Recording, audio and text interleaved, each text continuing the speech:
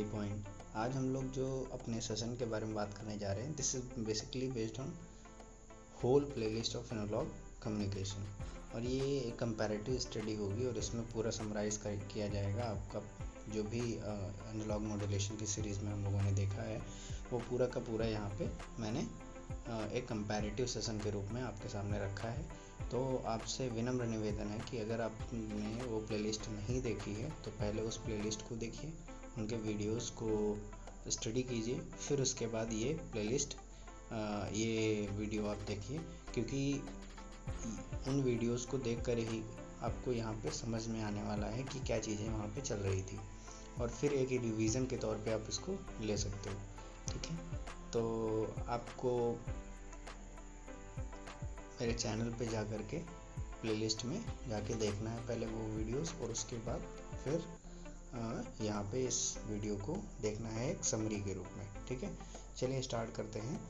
तो आज जो हम लोग स्टार्ट करने जा रहे हैं वो है comparison between AM, FM and PM। ठीक है, तो यहाँ पे जो कंपैरिजन सेशन मैंने रखा हुआ है वो बेसिकली AM और FM और PM तीनों के लिए है, और तीनों में क्या क्या चीज़ें कैटेगराइज की गई हैं, कुछ कॉमन टॉपिक्स पे चीज़ें रह रही होंगी, और कुछ अलग से टॉपिक जो कि FM की अलग के कैरेक्टरिस्टिक्स होंगी, या AM की अलग कैरेक्टरिस्टिक्स होगी, या PM की अलग कैरेक्टरिस्टिक्स होगी, तो उन पर भी यहाँ पे पॉइंट्स में मैं आप लोगों को डिस्कस करने वाला हूँ। ठीक है, तो जब सबसे पहले तो एक यहीं पे क्वेश्चन आता है कि व्हाट इज़ द AM। ठीक है, तो AM आप लोगों ने बेहतर ढंग से सीखा है। मैंने सारे वीडियोस, एक बार फिर से बोल रहा हूँ, मैं सारे वीडियोस डाल चुका हूँ, तो आप सबसे पहले तो यही करिए कि वो वीडियोस जाके वहाँ पे देखिए। ठीक है, उसके बाद ही इस सेशन को अटेंड कीजिए। तो अगर हम बात करें AM की, तो AM क्या है? AM is basically nothing but amplitude of carrier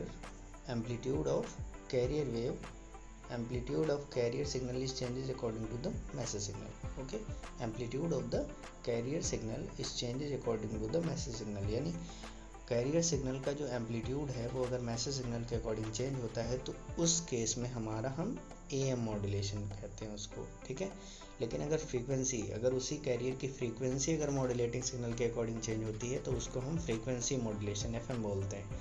अगर phase of carrier signal is change according to the carrier signal, then basically यहाँ पे कैरियर नहीं होगा, यहाँ पे मॉड्यूलेटिंग सिग्नल होगा। तो मॉड्यूलेटिंग सिग्नल के अकॉर्डिंग अगर किसी कैरियर सिग्नल का फेज चेंज होता है तो उसे हम PM की कैटेगरी में रखते हैं। तो ये तो बेसिक अंडरस्टैंडिंग है तीनों के मॉड्यूलेशन की, डेफिनेशन एक तरह से मैंने लिख दी है। और यहाँ पे देखिए इंस्टेंटेनियस टाइम, इंस्टेंटेनियस जो है amplitude, AI for instantaneous amplitude, वो देखिए AC पे डिपेंडेंट कर रहा है with respect to modulating signal.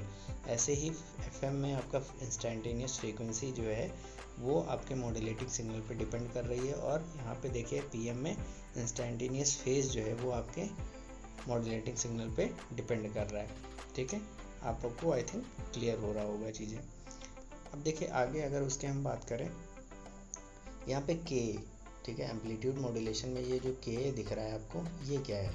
This is amplitude sensitivity. ऐसे ही आपको इंस्टेंटेनियस फ्रीक्वेंसी की इक्वेशन में आपको KF दिख रहा है, this is frequency sensitivity, and यहाँ पे KP क्या है? Phase sensitivity. ठीक है, तो यहाँ पे ये बेसिकली पैरामीटर हैं जो कि रिलेट करते हैं, एक तरह से कांस्टेंट होते हैं, और ये इक्वेशंस में आते हैं, तो इनको हम एम्पलीट्यूड सेंसिटिविटी और फेज सेंसिटिविटी और फ्रीक्वेंसी सेंसिटिविटी के नाम से जान सकते हैं। अब देखिए आपको सब लोगों को पता होगा कि मॉड्यूलेटिंग इक्वेशन हम लोगों की आती है मॉड्यूलेशन कराने के बाद।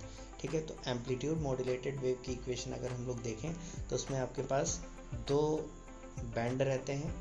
ठीक है, कैरियर रहता है, अपर बैंड रहती है और लोअर बैंड रहती है, यानी अपर बैंड मीन्स टू से upper side band and lower side band. तो FC माइनस FM वाली आपकी क्या है? लोअर साइड बैंड है, और FC प्लस FM वाली आपकी अपर साइड बैंड है, और ये पूरा कैरियर है। ठीक है, ये पूरा कैरियर है। और FM की देखिए तो FM में आपको AC और इसकी फ्रीक्वेंसी करना चेंज होती है, तो इस वजह से यहाँ पे मैंने फ्रीक्वेंसी में देखिए यहाँ पे integration of M of T, यानी टाइम के अकॉर्डिंग चेंज होती रहेगी मॉड्यूलेटिंग सिग्नल के अकॉर्डिंग।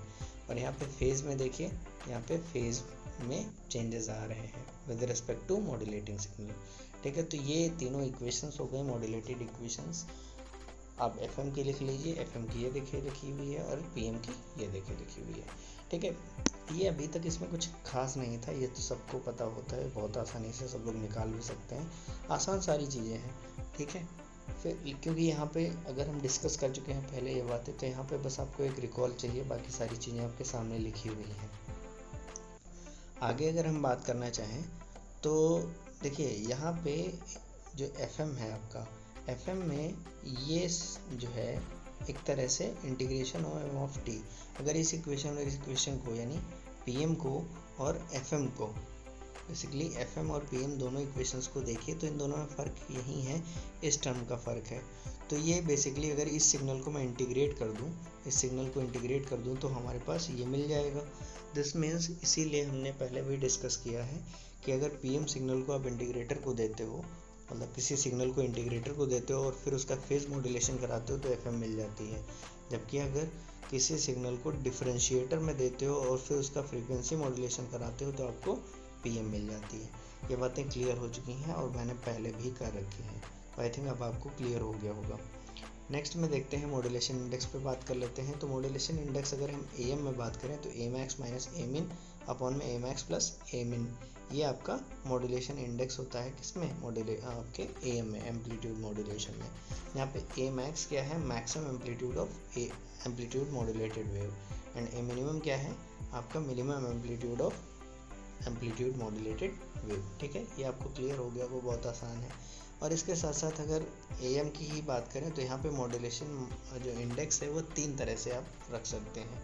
जैसे m=1 पे आपका फुल मॉड्यूलेशन होता है, m<1 पे अंडर मॉड्यूलेशन होता है और m<1 पे ओवर मॉड्यूलेशन होता है। इस केस से हमें अवॉइड रहना होता है और इस केस में ही हमें डिस्टॉर्शन या क्लिपिंग मिलती है, ठीक है। और यहाँ पे m=1 पे फेज रिवर्सल प्रॉब्लम मिलने लगती है।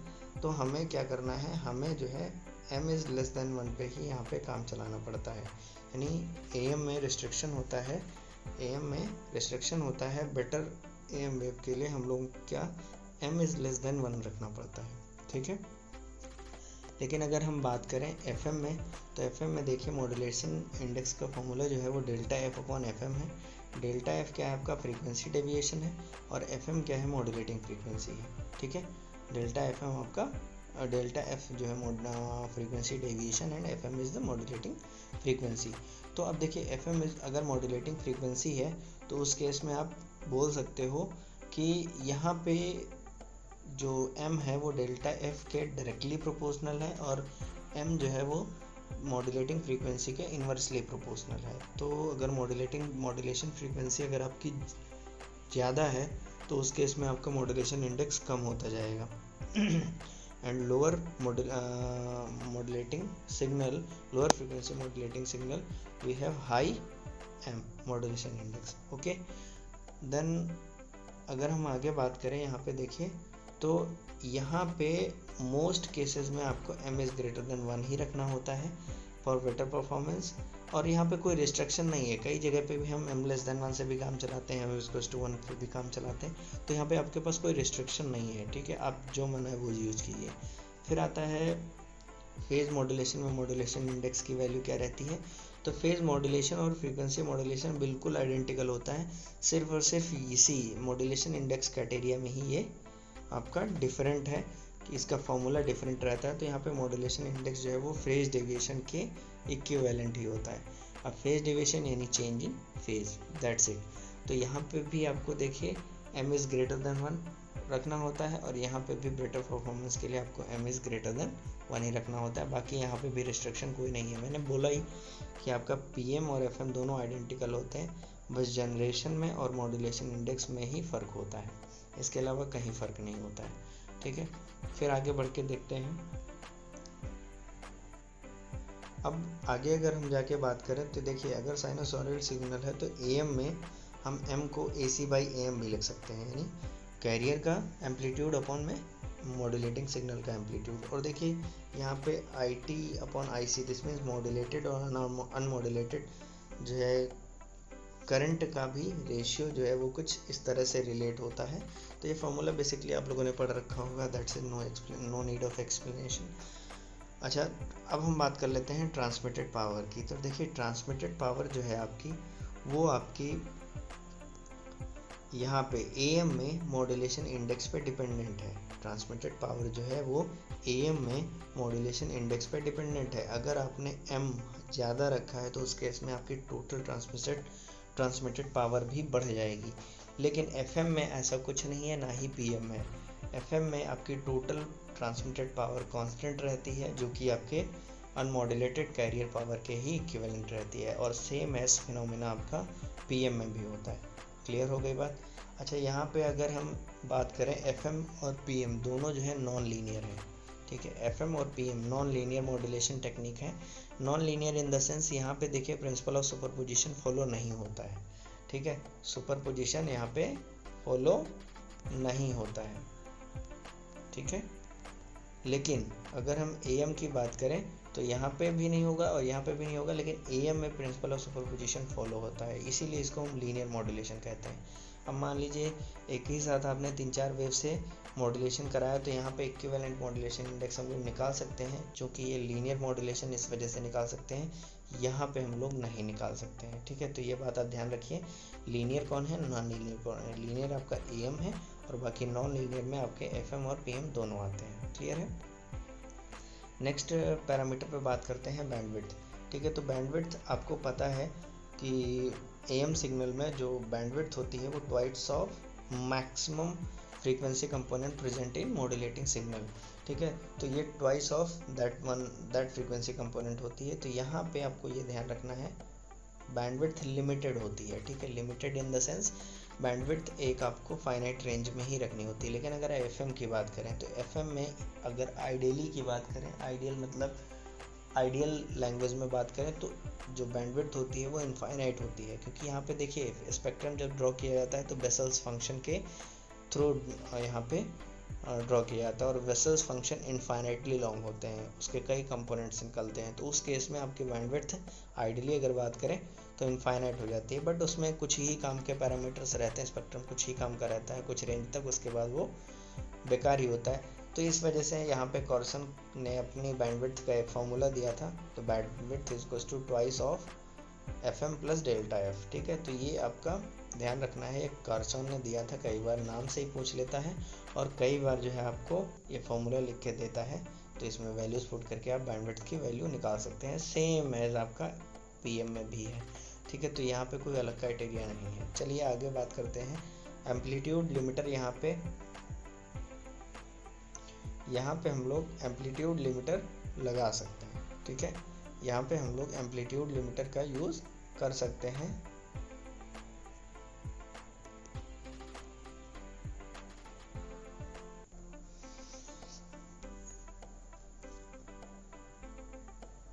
तो एएम में हम लोग एम्पलीट्यूड का लिमिटर यूज़ नहीं कर सकते। क्यों? क्योंकि आपको पता ही है यहाँ पे इंफॉर्मेशन एम्पलीट्यूड में ही होती है। तो अगर एम्पलीट्यूड लिमिटर लगा देंगे, एम्पलीट्यूड को लिमिट कर देंगे, तो हमारी इंफॉर्मेशन डिस्टॉर्टेड हो जाएगी। लेकिन in case of FM we can use amplitude limiter because of there is no information in the amplitude, there is information exhibit in frequency, so we normally use the amplitude limiter, and there is a null effect on the information. Okay, so and also in PM we can use the amplitude limiter. So there is a no drawback of amplitude limiter in the FM and PM, but if you use in amplitude modulation, then there is a distortion of the signal and also the information will be lost. Okay, अब अगर हम noise interference की बात करें तो आपका जो AM है उसमें मैक्सिमम नॉइस इंटरफेरेंस होता है ड्यू टू एम्पलीट्यूड वेरिएशंस, क्योंकि आपको पता है नॉइस जो है वो एम्पलीट्यूड पे इफेक्ट करती है। Amplitude in the sense loudness, अब लाउडनेस जितनी ज़्यादा है उसमें जो है उसी पे आपकी नॉइस पे इंटरेक्ट उसी पे करती है। लेकिन FM में, और चूँकि एम्पलीट्यूड लिमिटर हम लोग यहाँ लगा नहीं सकते AM में, तो इस वजह से यहाँ पे हम लोग नॉइस इंटरफेरेंस को थोड़ा सा नेगलेक्ट करना टफ काम है। लेकिन चूँकि हम लोग FM में एम्पलीट्यूड लिमिटर लगा सकते हैं, यहाँ भी नॉइस का इंटरफेरेंस आपके एम्पलीट्यूड में ही रहता है, लेकिन यहाँ इन्फॉर्मेशन एम्पलीट्यूड में नहीं होती, इस वजह से एम्पलीट्यूड लिमिटर यूज़ कर सकते हैं और यहाँ पे नॉइस इंटरफेरेंस जो है बहुत कम कर सकते हैं। ठीक है, हम लोग यहाँ पे नॉइस इंटरफेरेंस कम मिलता है हम लोगों को। ठीक है, फिर आता है नेक्स्ट हम लोग मॉड्यूलेटर्स सर्किट इनके देख लेते हैं कौन कौन से हैं। तो देखिए एएम मॉड्यूलेटर, अगर हम कैरियर को सप्रेस ना करें तो हमारे पास 3 टेक्निक हैं, collector modulation, base modulation and square law modulation. ठीक है, तो यहाँ पे कलेक्टर मॉड्यूलेटर जो है वो सबसे पहले तो यहाँ पे मैंने पहले डिस्कस कर रखा है वीडियो में, आप जाके देख सकते हैं। हाई लेवल मॉड्यूलेटर है ये कलेक्टर मॉड्यूलेटर, और ये लीनियर मॉड्यूलेटर भी है इसी के साथ में। ठीक है, तो ये कलेक्टर मॉड्यूलेटर बेसिकली यूज़ किया जाता है DSB FC के लिए। दिस मीन्स डबल साइड, दोनों साइड बैंड भी होंगे और कैरियर भी होगा, तो उस केस के लिए हम लोग इसको कलेक्टर मॉड्यूलेशन को यूज़ करते हैं। और इसमें ये जो कलेक्टर मॉड्यूलेशन है ये हाई लेवल मॉड्यूलेटर है। फिर अगर हम बात करें बेस मॉड्यूलेटर की, तो यहाँ पे देखिए ये लो लेवल है और लीनियर मॉड्यूलेटर है। ठीक है, तो ये भी ध्यान रखना है, कौन लो है कौन हाई है, इस बात पे आप ध्यान रखेंगे। अच्छा, फिर अगर हम बात करें स्क्वायर लॉ मॉड्यूलेटर की, तो ये भी एक नॉन लीनियर मॉड्यूलेटर है, ये लीनियर नहीं है। और ये ध्यान रखेंगे कि स्क्वायर लॉ मॉड्यूलेटर हमारे कैरियर के साथ जनरेशन में यानी AM वेव को जनरेट करने में यहाँ पे यूज़ किए जाते हैं। फिर आते हैं FM में, यहाँ पे DSB FC और SSB के लिए भी हम लोग यूज़ करते हैं, वो आगे भी देखने वाले हैं। देखिए FM मॉड्यूलेटर जो है आपका, ये देखिए डायरेक्ट इसके दो FM जो है जनरेट करने के 2 मेथड होते हैं, एक डायरेक्ट मेथड होता है और दूसरा इनडायरेक्ट मेथड होता है। देखिए डायरेक्ट मेथड में आपके रिएक्टेंस मॉड्यूलेटर और वैरेक्टर डायोड मॉड्यूलेटर 2 तरह के मॉड्यूलेटर हैं, और जबकि इनडायरेक्ट मेथड में आपके पास इंटीग्रेटर और फेज मॉड्यूलेटर का यूज़ करके हम लोग अभी जो डिस्कस कर रहे थे वही चीज़ें हैं यहाँ पे। ठीक है, तो देखिए यहाँ पे रिएक्टेंस मॉड्यूलेटर में हम लोग क्या करते हैं कि किसी पैरामीटर को, या तो कैपेसिटेंस को या तो रिएक्टेंस को हम लोग वेरी कराते हैं with the help of modulating signal. Okay, तो ये रिएक्टेंस मॉड्यूलेटर का फंडामेंटल है। और वैरेक्टर डायोड आपको पता है एक तरह का स्पेशल डायोड होता है जिसमें हम लोग रिवर्स बायस को चेंज करके कैपेसिटेंस की वैल्यू हम लोग चेंज करते हैं, वेरिंग कैपेसिटेंस की तरह ये यूज़ होता है। तो इस वजह से यहाँ पे भी कैपेसिटेंस में चेंज हो जाता है, जिसकी वजह से हम लोग मॉड्यूलेटिंग सिग्नल पे डिपेंडेंट आपकी EM wave FM wave generate कर सकते हैं। और इनडायरेक्ट मेथड में आपको पता है एक सिग्नल को लेते हैं, उसको इंटीग्रेट करते हैं और देन उसका फेज मॉड्यूलेशन कराते हैं, तो FM हमें मिल जाती है। और PM मॉड्यूलेटर में देखिए फेज मॉड्यूलेटर जो है उसमें आपको ये तीनों मेथड सेम है, और उसके बाद इस वाले मेथड में आपको इनडायरेक्ट मेथड में इंटीग्रेटर यूज़ करते हैं पहले। यहाँ पे देखिए यहाँ डिफरेंशिएटर, इंटीग्रेटर की जगह हम लोग डिफरेंशिएटर यूज़ करेंगे, और यहाँ पे फेज मॉड्यूलेशन की जगह फ्रीक्वेंसी मॉड्यूलेशन करेंगे, तो हमें PM अच्छे खासे मिल जानी है। देखिए DSB SC की जनरेशन के लिए हम लोग बैलेंस मॉड्यूलेटर को यूज़ करते हैं, इसका बहुत ज़्यादा यूज़ होता है, कई सर्किट्स में यूज़ होता है, डिमॉड्यूलेशन में भी आप देखेंगे ये यूज़ किया जाता है। ठीक है, तो बैलेंस मॉड्यूलेटर एक तरह से इसको हम स्लैश करके प्रोडक्ट मॉड्यूलेटर भी बोल सकते हैं। ठीक है, this is product modulator also. ठीक है, तो इसको हम प्रोडक्ट मॉड्यूलेटर या बैलेंस मॉड्यूलेटर हम लोग बोलते हैं। फिर आता है SSB SC, यानी SSB के जनरेशन के लिए हम लोग क्या यूज़ करते हैं, तो हमारे पास 3 मेथड है, filter method, phase cancellation method and Weaver's method. तीनों का वीडियो मैंने बना रखा है, तो आप जाके देख सकते हैं उसको। फिर आते हैं नेक्स्ट सेशन पे हम लोग डिमॉड्यूलेटर के बारे में, या डिटेक्टर्स इसी को बोल सकते हैं, हम लोग इसको डिटेक्टर भी बोलते हैं। ठीक है, अब देखिए AM डिटेक्टर्स अगर हम बात करें तो आपके पास जो AM डिटेक्टर्स हैं वो स्क्वायर लॉ डिटेक्टर और डायोड इन्वेलप डिटेक्टर दोनों तरह से हैं। इनको यूज़ करके आप क्या कर सकते हैं, AM को डिकोड कर सकते हैं, डिटेक्ट कर सकते हैं। और अगर DSB SC को अगर डिटेक्ट करना है तो आपको कोहेरेंट डिटेक्शन या कोस्टल लूप के पास जाना पड़ेगा। ठीक है, तो ये बेसिकली मेथड है आपके। और देखिए PM में भी आपको यहीं से काम चला लेंगे। ठीक है, तो यहाँ पे कुछ नहीं है। देखिए अगर DSB SC आपके पास मिल गई है तो आप उसको फिल्टर की हेल्प से upper side band lower side band अलग कर सकते हैं, तो SSB जनरेट हो जाएगा। तो उसके लिए कोई अलग से टेक्निक नहीं यूज़ की गई, इसी के साथ ही आपको वहाँ पे एडवांटेज मिल जाएगा। ठीक है। अगर हम आगे बात करें डिमोडुलेटर ऑफ एफएम के, तो यहाँ पे 4 आपके पास है, balance slope detector, phase discriminator, ratio detector, quadrature detector. ठीक है, तो ये चारों मेथड यूज़ किए जाते हैं और सेम आपके पीएम में भी यूज़ किए जाते हैं। इसके लिए मैंने कहा था अलग से कोई फंडामेंटल नहीं है, सिर्फ 2 मायनों में 2 कैटेगराइजेशन इसके अलग हैं एफएम से, बाकी सारा कुछ डेटा इसका सेम रहेगा, तो आपको वो ध्यान रखना है। फिर आता है एट द लास्ट एप्लीकेशन की बात।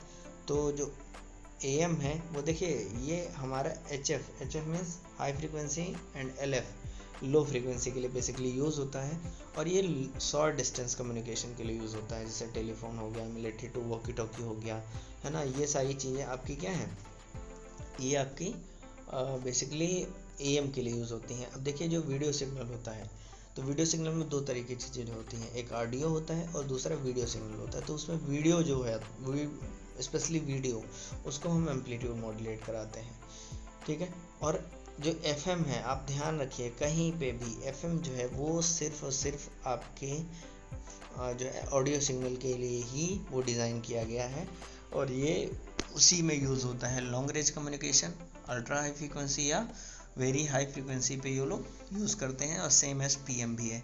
अब आता है वेस्टेजियल। अगर हम वेस्टेजियल की बात करें तो वो कहाँ पे यूज़ होता है, देखिए टीवी ट्रांसमिशन में हम लोग उसको यूज़ करते हैं, ठीक है, ताकि क्लिपिंग न दिखे।